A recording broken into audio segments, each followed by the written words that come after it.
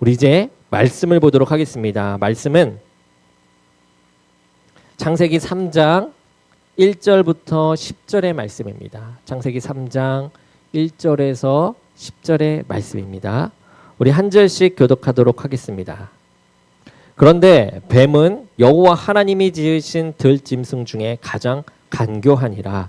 뱀이 여자에게 물어 이르되 하나님이 참으로 너희에게 동산 모든 나무의 열매를 먹지 말라 하시더냐.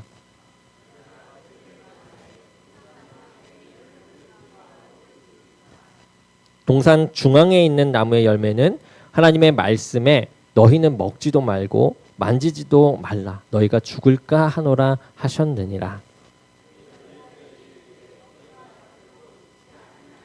너희가 그것을 먹는 날에는 너희 눈이 밝아져 하나님과 같이 되어 선악을 알 줄 하나님이 아심이라.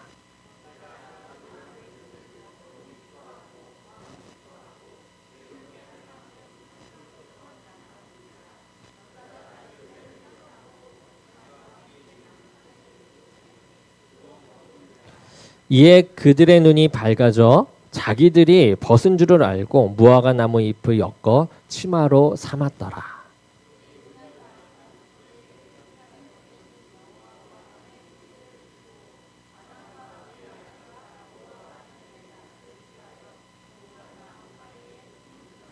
여호와 하나님이 아담을 부르시며 그에게 이르시되 내가 어디 있느냐.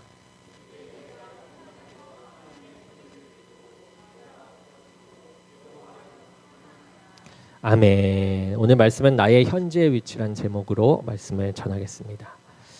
어떤 어리석은 청년의 이야기입니다.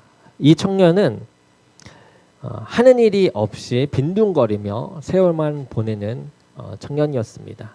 청년이라고 하기에는 그에게 이제 아내가 있었는데 아내가 이 무명 몇 피를 갖다 주면서 이것을 팔아서 장사 미천을 만들어서 제대로 장사를 한번 해보라고 하였습니다. 그러면서 이 무명 몇 피를 주었죠.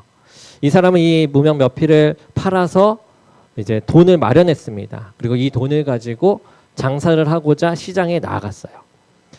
어떤 마을에 가서 이제 어떤 것을 사면 좋을까 해서 참외를 한 짐 사기로 합니다. 그래서 한 짐 사가지고 이제 연마을로 가서 팔려고 그 한 짐을 지고 걸어가기 시작합니다.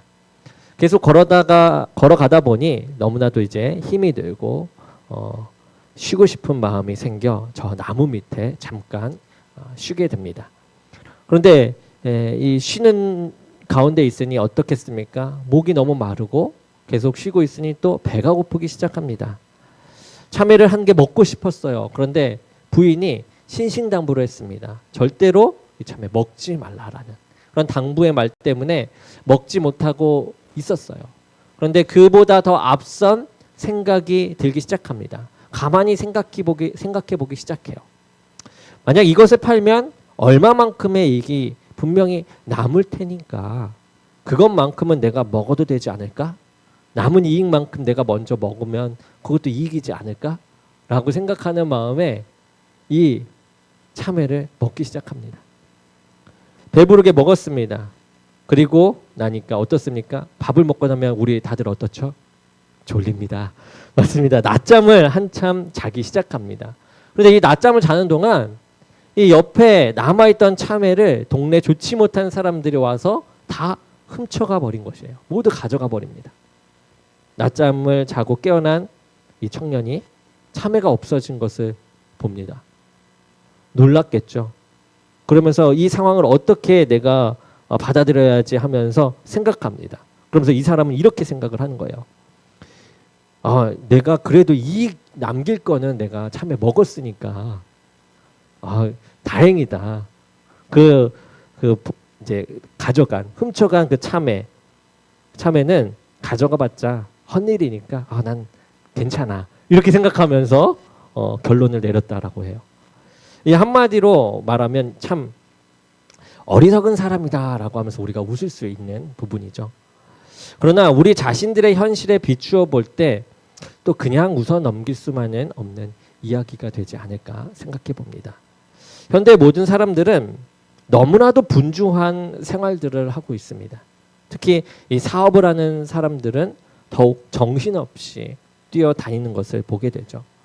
그러나 무엇 하나 제대로 이루어 놓은 것이 없고 오히려 이 건강만을 해치며 나아가다가 이제는 병원에 입원한 사람들을 흔히 만나게 됩니다. 그래서 이 건강을 해쳐서 이 벌어놓은 돈을 다 병원에 쏟게 되는 거죠. 이렇게 건강을 해치고 다치고 난 후에 얻게 되는 것이 무엇이며 잃어버린 것이 무엇이냐 하는 것을 생각하게 됩니다. 그런데 이때는 이미 때가 늦었을 때이죠. 건강뿐만 아니라 인생에 있어서 가장 소중한 것이 무엇이며 그렇지 못한 것이 무엇인지 분별하지 못하여 소중한 것은 잃어버리면서 변변치 않은 것을 쫓아다니는 그런 어리석은 인생을 사는 것이 어쩌면 오늘 우리의 삶의 모습이지 않을까라고도 생각해 봅니다. 인생에 있어서 소중한 것, 귀중한 것이 많지만 무엇보다 나 자신, 자기 자신이 아주 매우 귀중할 것입니다. 따라서 자기 자신을 아는 것이 가장 큰 문제라고도 생각할 수 있습니다.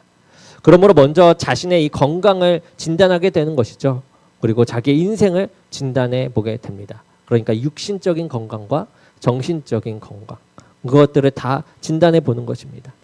현재 나는 어떤 모습으로 어느 시점에 서 있는가, 어떤 위치에 있는가, 지금 이 시간 내 인생이 끝난다고 해도 후회 없는 그러한 시점에 있는가, 그러한 위치에 있는가 하는 나의 현재 위치를 물어보아야 할 것입니다. 우리 스스로에게 하나의 질문을 한번 던져보겠습니다. 우리는 인간입니까? 아니면 인형입니까? 인간은 어떤 것이죠? 인간은 자율성을 가지고 자신이 선택하고 스스로 모든 일을 결단을 내리는 자가 바로 인간입니다. 그렇다면 인형은 무엇입니까? 사람에 의하여 만들어진 물건이죠. 사람들이 움직여주는 대로 움직일 수밖에 없는 그러한 것이 인형입니다. 우리는 자율적 요소를 가지고 사는 인간인지 아니면 그 무엇인가 불가피성에 의해서 끌려가고 있는 인형과 같은 존재인지 우리가 다시 한번 자신을 생각해 보아야 할 것입니다. 이 종교개혁자 칼빈이 이렇게 이야기합니다. 나 자신에 대한 지식이 없이는 하나님에 대한 지식이 있을 수 없다. 이 말을 다시 바꾸면 하나님에 대한 지식이 없이는 자신에 대한 지식이 없다라고도 말할 수 있습니다. 우리가 여기서 더 나아가면 나 자신을 귀중히 한다면 하나님을 귀중히 해야 한다라는 것이에요. 그리고 하나님을 귀중히 한다면 나 자신 또한 귀중히 해야 한다라는 것을 말할 수도 있습니다. 다시 돌아가서 하나님을 안다라는 그런 문제, 그리고 나를 안다라는 문제는 항상 동시성을 가지고 있다라는 것을 발견할 수 있습니다. 그래서 하나님을 알아야 나를 알 수 있는 것이고 또한 나를 제대로 알게 되면 하나님을 또 알 수 있다라는 말이죠. 즉 나의 나됨은 하나님 앞에 서 있는 나의 모습에서 보는 것이다 라는 그런 말이 됩니다. 인간은 물리적으로 말할 수 있는 그런 물건이 아닙니다. 또한 경제적으로 평가되어질 수도 없으며 또 사회적으로 논할 수도 없는 것이 인간이죠. 그것은 참 인생이 아닙니다. 참 인생은 다만 하나님 앞에서만 평가되어지는 것이 참 인생입니다. 이제 우리는 의사 앞에서 옷을 벗고 진찰받는 그런 한 사람의 환자의 모습이 된 것이에요. 또는 엑스레이 앞에서 스크린에 숨김없이 비춰진 자신의 이 내부의 모습을 보고 있는 그런 심정, 그 심정으로 하나님 앞에 직선적으로 서야 합니다. 그래서 하나님과 나라는 존재가 만나는 바로 그 시점에서 내 모습은 어떤 모습으로 나타나고 있는가, 그것을 우리는 살펴봐야만 하는 것이죠. 오늘 본문에 의하면 하나님께서 인류의 조상 아담을 부르고 계십니다. 이 아담이라는 말은 인생이라는 말로 해석할 수도 있습니다. 그리고 또 한 남자라는 말로도 해석하기도 합니다. 이 하나님께서 아담아라고 부른 것은 인생아라고 부른 것으로 고쳐 번역할 수도 있다라는 것이에요. 자, 아담아, 내가 어디 있느냐라고 하나님께서 말씀하십니다. 오늘 본문 말씀에. 그때 아담이 이야기합니다. 내가 숨었나이다. 우리는 이 물음과 대답 속에서 한 가지 몇 가지를 생각해 볼 수가 있습니다. 하나님의 물음과 아담의 대답 속에 참으로 넌센스가 숨겨져 있는 것이죠. 하나님께서 아담아 너가 어디 있느냐라고 물으십니다. 여러분 이것은 그가 있는 장소를 몰라서 물으신 것이 아니죠. 현재 아담이 처해 있는 그런 상태를 물으신 것입니다. 그러나 이 아담은 어리석게도 장소적인 대답을 합니다. 근데 그것보다 더 넌센스인 것, 그것보다 더 한 가지 더 어리석은 것은 분명히 숨어 있는데도 숨어 있다라는 것을 대답합니다. 어린아이들이 숨바꼭질 놀이를 하는 것만 보아도 숨어 있으면은 대답을 하나요? 하지 않습니다. 말귀를 못 알아듣는 것, 그것은 참 답답한 일이 아닐 수 없는 일이죠. 요즘 사람들은 자기 일에만 너무 집착한 나머지 남의 말을 들을 때 말하는 사람의 입장을 이해하지 않고 자기 입장에서만 듣는 경우가 많습니다. 너무나도 자신의 일이 바쁘고 일이 많아서 그렇기도 하겠지만 이러한 일이 벌어지니 나타나는 현상은 어떤 것입니까? 동문서답으로 대답하는 것이에요. 그래서 대화가 이루어지지 않는 그런 상태를 많이 볼 수 있습니다. 하나님께서 아담에게 물으신 것은 장소가 아니라 그 상태를 물으신 것이었어요. 우리는 하나님의 질문에 대하여 좀 더 귀를 기울여 보아야만 합니다.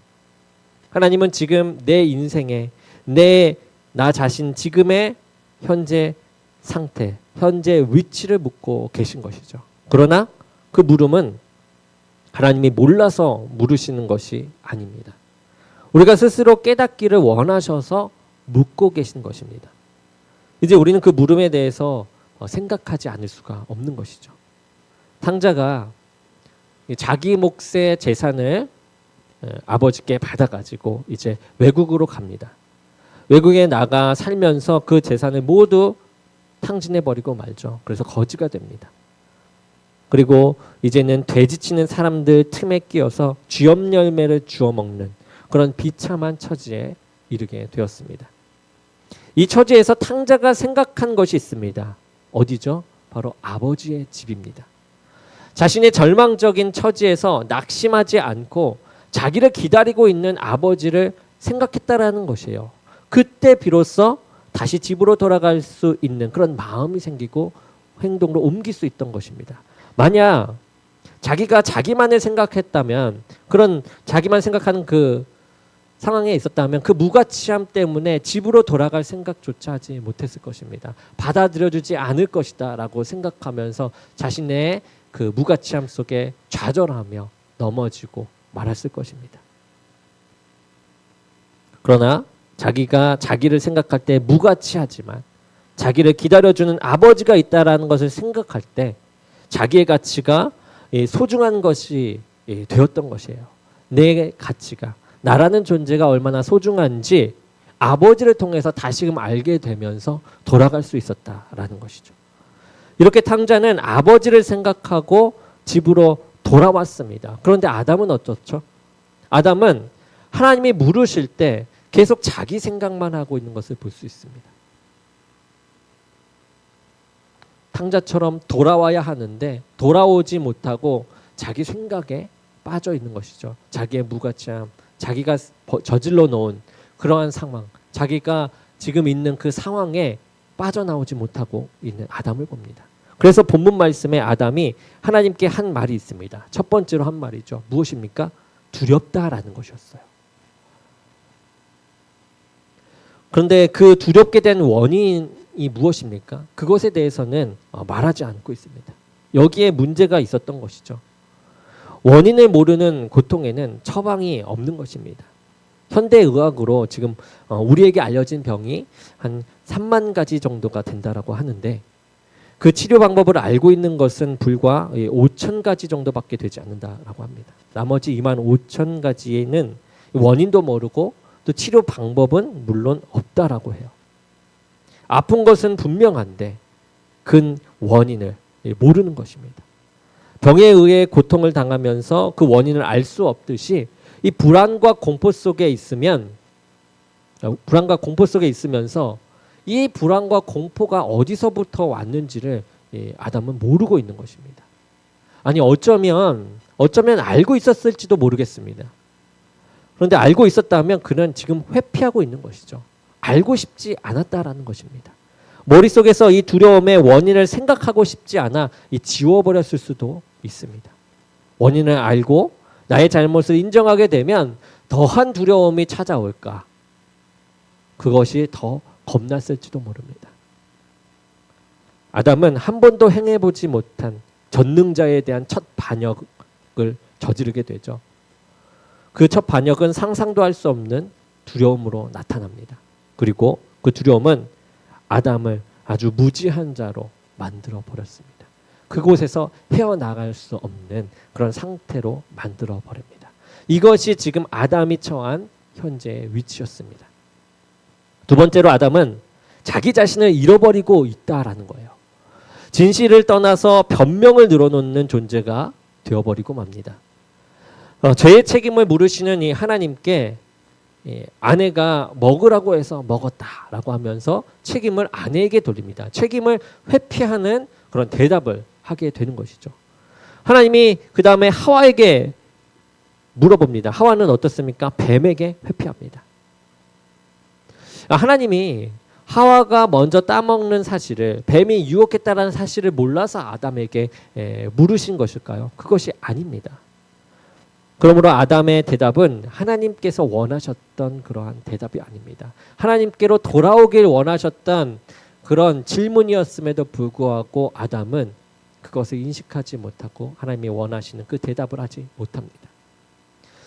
우리가 요나의 이야기를 하고자 합니다. 요나가 하나님의 명령을 불순종하여 다시스로 가게 됩니다.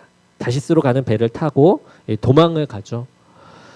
그러다가 가다 보니 이제 배가 갑자기 풍랑을 만나게 됩니다. 요나는 이 풍랑을 보면서 어떻게 생각합니까? 자기 때문이다라고 생각을 해요. 그래서 자기를 바다에 던지라라고 이야기합니다.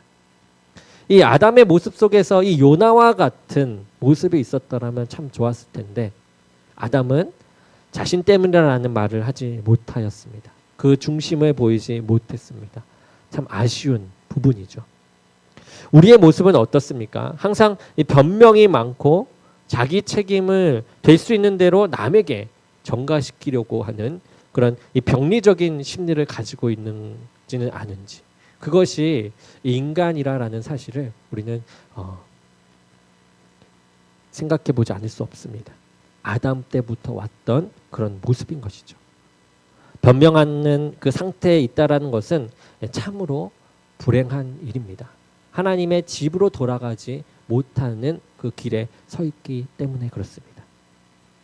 성경을 자세히 보면 아담은 이렇게 말하고 있습니다. 하나님이 주셔서 나와 함께 하신 이 여자, 그가 그 나무 실과를 내게 주므로 내가 먹었나이다.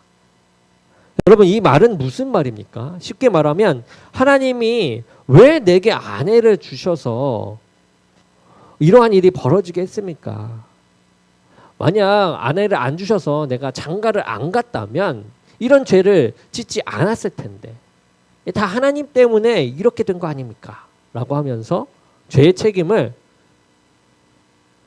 아내를 빙자한 하나님께 돌리고 있는 것이에요.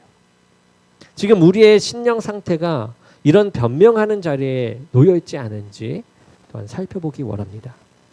엄연히 자기의 이 책임을 남에게 돌리고 직장과 사회에 돌리고 가정에 돌리고 심지어는 이 팔자에 돌리고 그리고 마지막에는 하나님께 돌리는 그러한 변명의 상태에 있지 않은지 우리의 심령을 돌아보기 원합니다.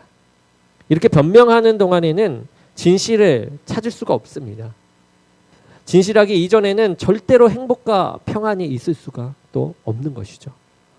그렇기 때문에 책임을 전가하고 변명의 자리에 있으면 절대로 우리에겐 평안이, 행복이 올 수가 없습니다. 만일 아담이 자기의 잘못을 인정하여 한마디만 용서해달라고 했더라면 하나님은 분명히 용서해 주셨을 것이라고 생각되어집니다. 어떤 의미에서는 아내의 실수도 다스려야만 하는 그런 남편의 위치에 서 있는 아담이었습니다. 그런데 그 실수의 책임을 아내에 전가시킴으로 인해서 이 다스리고 사랑해야 하는 그 남편의 자리에서 아내의 위치로 전락하게 됩니다. 또 하나님께서 하와에게 물으실 때 하와는 그 책임을 뱀에게 돌림으로 인해서 이제 하와도 아내의 위치에서 이 뱀의 위치로 떨어지게 되는 것입니다. 우리가 우리의 책임을 그 누구에게로 돌린다면 우리는 우리의 위치가 계속 그 사람의 위치로 내려가게 되는 것이에요. 만일 우리가 물질에게 책임을 돌린다. 그러면 그 물질 이하로 내려가서 비인간화가 되고 마는 것입니다. 우리가 책임을 전가시키는 순간마다 우리의 위치는 계속 상대와 같은 수준이 되거나 또는 더 밑으로 격화된다라는 사실을 우리는 잊어서는 안 될 것입니다. 셋째로 숨었다라는 사실이죠. 아담이 숨었다라는 것입니다. 우리 신문 기사에 보면 강도나 도둑들이 이 도둑질한 그런 돈을 가지고 몇 달 동안 쫓기며 숨어 살다가 자수하는 사람들의 고백을 볼 수 있는데요. 그들이 하는 말은 숨어서는 못 살겠다라는 것입니다. 사람이 자기의 몸이나 위신이나 처지 등 무엇인가 숨기고 산다라는 것은 참으로 괴로운 일입니다. 영국의 어떤 기자가 11명의 고위층 정치가들에게 당신이 한 일이 모두 발각되었으니 빨리 피신하십시오라는 이 무명의 전보를 쳤다라고 합니다. 그랬더니 그 다음날 한 사람도 출근하지 않았다라고 해요. 어떤 것 때문에 발각된지를 얘기하지 않았는데도 불구하고 한 사람도 출근하지 않았다라고 합니다. 이 현대를 가리켜서 위장의 시대라고도 하고 위장 문화라고도 한다라고 합니다. 왜 이렇게 거짓이 많고 위장이 많은지 알 수가 없습니다. 우리가 사오는 물건들 가운데 이 포장이 굉장히 좋은 것들이 있습니다. 그런데 그 굉장히 좋은 포장을 뜯고 나와 보면 그 포장에 비해 좋지 않은 그 내용물을 보고 실망할 때도 있습니다. 이것도 하나의 이 위장술인 것이죠. 이 꺼림칙한 상태, 석연치 않은 상태, 그리고 계속되는 이 어두움의 상태입니다. 언제까지 숨어 있기를 원하며 또 이 진실을 숨기며 살아야 하겠습니까? 아담이 이 무화과 나무 잎을 엮어서 치마를 만들어서 착용했다라고 합니다. 그러나 여러분 그 무화과 나뭇잎은 아침 해가 뜨면 어떻게 됩니까? 곧 말라버리고 마는 것입니다. 사용할 수 없는 옷이 되고 마는 것이죠. 그리고 하나님을 피해서 동산 나무숲에 숨었다고 했는데 그 얼마나 부끄럽고 허무한 이야기인지 알 수 없는 일입니다. 우리는 하나님 앞에서 숨길 수도 숨을 수도 없습니다. 하나님의 낯을 피하여 숨을 곳이라고는 한 곳도 없다는 사실을 우리는 기억해야 합니다. 하나님을 하늘을 보나 땅을 보나 어린아이들의 맑은 눈동자를 보나 전혀 부끄럽지 않은 그러한 깨끗한 양심, 바로 이것이 우리에게 이 행복을 또한 가져다 주는 것입니다. 분별케 하는 하나님의 능력인 것이죠.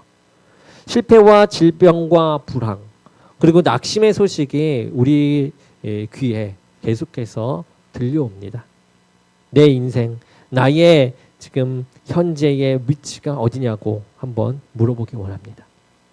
아담아 내가 어디 있느냐라고 하실 때 두려워하여 숨고 또 내 잘못이 아니라고 하는 그런 어리석은 변명은 더 이상 우리에게 없기 원합니다. 솔직하게 나아가며 하나님께 고백하며 진실한 상태로 다시금 돌아가기 원합니다. 요한일서 1장 8절에서 9절의 말씀을 함께 보도록 하겠습니다. 요한일서 1장 8절에서 9절입니다. 시작. 만일 우리가 죄가 없다고 말하면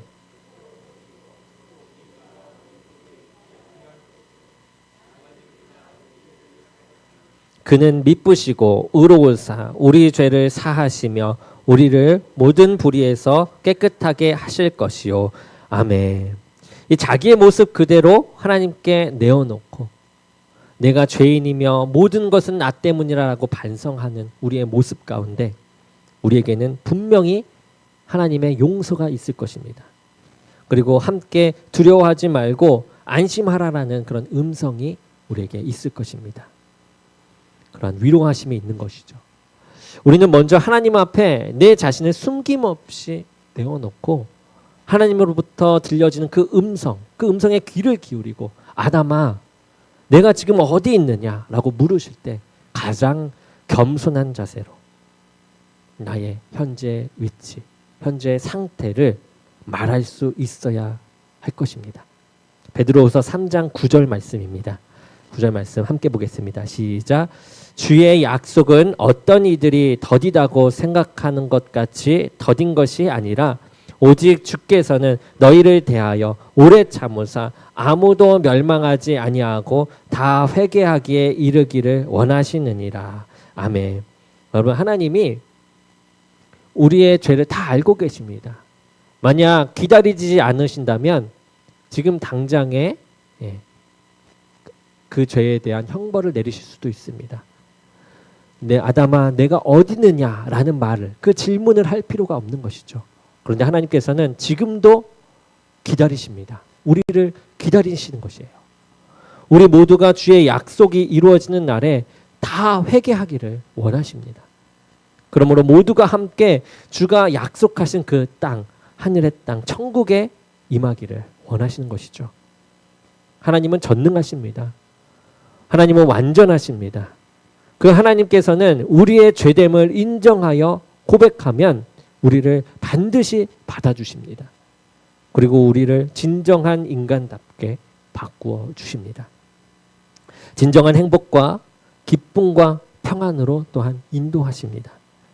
우리는 오늘도 분명히 실패합니다. 그렇지만 완전하시고 전능하신 하나님을 놓지 않고 우리가 항상 붙잡으며 나아가기 원합니다. 우리의 죄됨을 고백함으로 성령님의 우리를 향한 그 일하심을 체험하며 우리가 한 걸음 한 걸음 나아가는 저와 여러분이 되기를 주님의 이름으로 간절히 축원합니다. 아멘.